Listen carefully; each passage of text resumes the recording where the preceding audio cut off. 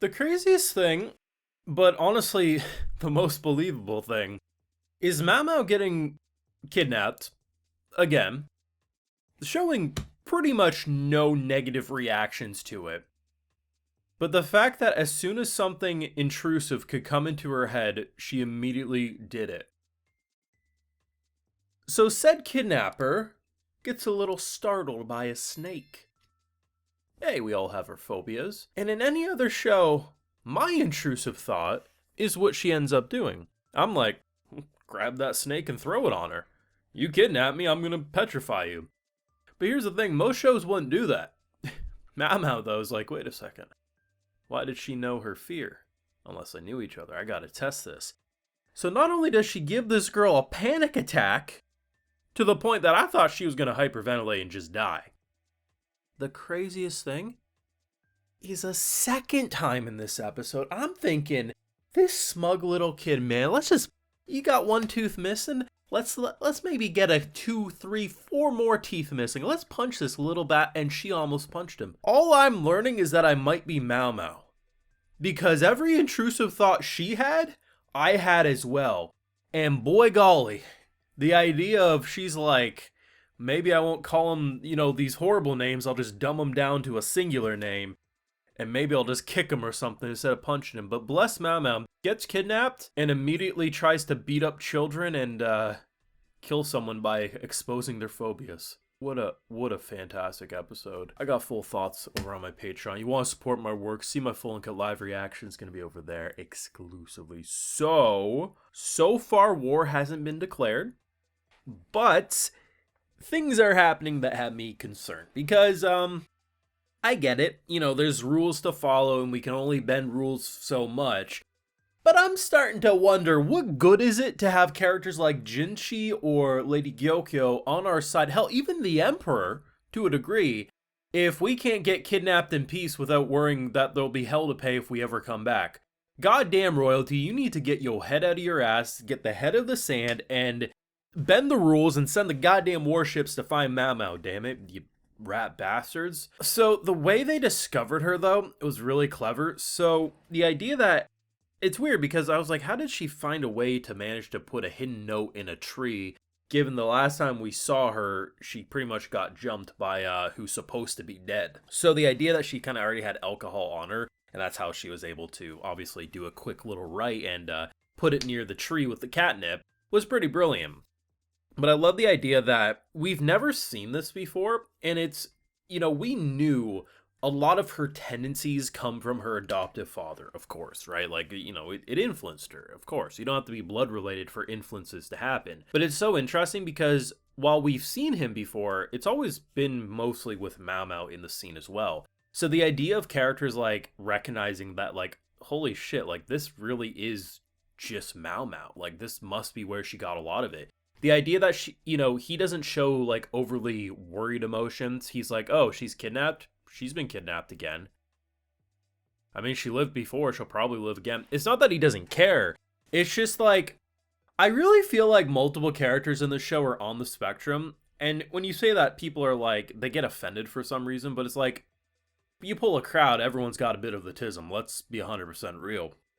But it's like the way they express, it's so logical despite having care. Like, I clearly care Maomao is kidnapped, but logically she's been kidnapped before, and sometimes she disappears for a year or two, but she always makes her way back. And yeah, he's probably a little more concerned in his mind, but he's like, she'll be fine logically. And I just love seeing how that's literally Maomao. If her dad was kidnapped, she would do the same thing. She'd be like, oh, he's old, he probably got lost. I'm sure it'll be fine. I just love that about these two, and I love seeing it from their perspective. Now, we knew something was going to happen because there's been some hints. Like, okay, we get introduced to a girl who jumps and saves a cat and then runs away, and then everything after that was, it's a little sus, but she seemed nice. We now know that sisters, and that's explaining a hell of a lot. It's funny, too, because when they were kidnapped, they're at the bottom part of the boat or whatever, and they were both going to bed. I thought to myself, okay, interesting, because I've been a little sus ever since the end of last episode. I was like, well, maybe my suspicions were misguided, and she's actually just kidnapped here. Nah, she was just one hell of an actor, and the idea of like a blind man would have noticed. Like, why would someone who's kidnapped know to step away and, basically protect her from the thing that's making her scared, right? And of course, intrusive thoughts for the win because, we sent her into a panic frenzy. And now we're in a place that honestly looks pretty dope to live in. I mean, it's built around a hot springs. They got nice farmland. It is a genuinely looking nice area, but why the hell did they kidnap us? Do they need our medical expertise or something? Like, what is the long-term plan for all this bullshit? I have no idea.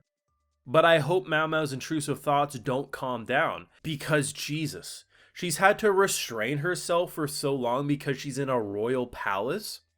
And of course, if she says the wrong thing, does the wrong thing, you could lose your hand for disrespecting royalty or those with a status above yourself. But if you're kidnapped, bitch, I'm whipping a snake at you.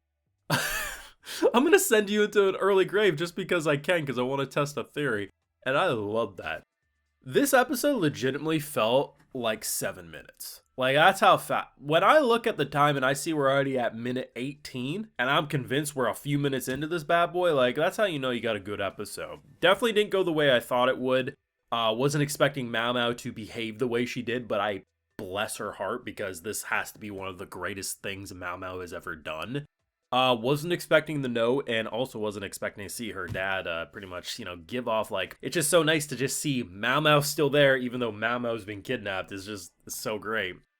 And like I said last week, and I've said over many videos, the way they use every single arc into a long-term plot point, like, they exist as stories for the arc in question, but the way that even the cat, as an example, can come back into play, it's just, the show's intelligently written. It really, really is, and it's been an absolute pleasure to watch the second season, and I think I've been saying it since around the midway point, but this is already more enjoyable than season 1 for me, and season 1 I thought was a 10 out of 10, so that's, saying a hell of a lot. Definitely let me know what you're thinking down below. My favorite moment is just the intrusive thoughts. I want to say the snake, but the fact that she was willing to slug that kid, I feel like that has to be my particular favorite moment. But, I do love that.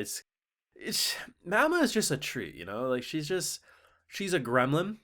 She is a menace, but she's so useful all in one, and whatever tism she's got going on is fantastic. But yes, let me know your thoughts and feelings down below. What do you think's gonna happen? Because, I mean, we're kidnapped, and there's gotta be for a good reason, but I don't know. I currently don't got any ideas. I just want to see more intrusive thoughts, so your thoughts. Leave a like if you enjoyed, subscribe if you're new around here, of course, ring that bell, and like I mentioned, we got those full live reactions over on my Patreon, and hey, while you're over there, I'll give you a video shout out. Alright, so today we got Lone Sword, Alicia Quintelia, Tyler Hall, Rainbow Cart, John True, Ivy QH, Braun P, and we also have NBC IVs. I appreciate the support, everyone. Please take care. Have a good one.